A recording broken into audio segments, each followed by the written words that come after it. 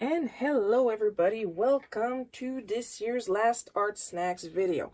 Now I know I skipped last month. This is what I'm going to be showing today is actually last month's box because, well, due to unforeseen circumstances, I was not able to afford keeping my subscription to Art Snacks anymore right now.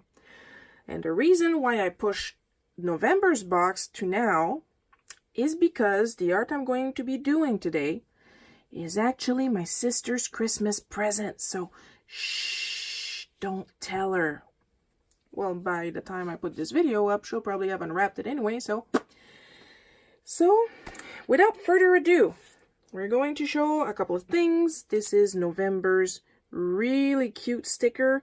It's Argyle, however it's pronounced, I assume, and it's my favorite sock pattern. And of course, some rocket-sized sweet tarts, or should I say Smarties for my American friends. So let's see, what is today's joke? I didn't even take the time to read it, so I have no idea what it is. Where do artists go on vacation? Colorado. I love you, joke-making employee of Art Snacks. So, let's start on the menu. I'm going to try not to read it all this time. Just describe it quick. The Liquitex Acrylic Gouache, $10.99 retail, new product, which we have here. What's the semi-opaque? I am looking for the... There we go. Primary Red, Rouge Primaire, Rojo Primario, 59 milliliters. 2 US Full Oz. Liquid ounce? Anyway. New paint for a new artist, acrylic gouache. Say goodbye to visible brush strokes and cracks. Basically, this is supposed to give a smooth texture to what you're painting. No brush strokes. And it opens with great difficulty because I couldn't get a grip on it. Could use some ridges here. And it opens with a spout. Let's see, where did I put mine? There it is. So we're going to pour some in here, see what happens. Yeah, it's gouache, all right. And this should be enough. I don't want to use too much. I'm glad to get reds, though, because for the longest while, if you've been paying attention to my videos, I've been getting blues and purples and blues and purples and blues and purples. And recently, they've switched over to red, but I'm not complaining as much because red is my favorite color. So I'm going to grab this and put it on the side for now because we'll be using that later. Next is the Winsor & Newton Galeria short handle brush, round size 3, $8.49 retail. You know what it is? It's a round brush. It's slightly pointy. We've been there. We've got the t-shirt. Next item. That's you. The Sakura Micro Perm Pen, $2.79 retail, staff favorite. And I just noticed the sticker is slightly skewed and it's going to bother me probably. Here's the nib. Let's see how good the zoom is on this thing, the automatic zoom. Not that good, is it? It's doing its best. Next time I'm going to put a lens. From paper to diamonds, this pen writes on almost every surface imaginable. Its black ink is waterproof and permanent. The nib also has a protected tip, so you don't have to worry about splitting. So I'm guessing they put a special coating, or the nib is made of plastic. I don't know. But still, it's a Sakura. Usually Sakura pens are pretty good. So that must mean the last one is the Cretacolor Mega Graphite Pencil, $2.30 retail. It's an HB. It's a pencil. It's one of those big thick pencils made, of course, for lining, for drafting, for sketching. Exceptional strong jumbo 10mm diameter. Body, the Cretacolor Mega Graphite Pencil makes a huge statement. It's loaded with high quality graphite formulated to be extra smooth and easily blended. We'll see about that. The traditional hard cedarwood casing can be sharpened to a clean fine point. I don't know if I have a sharpener big enough to sharpen this thing. Do I? Shoot.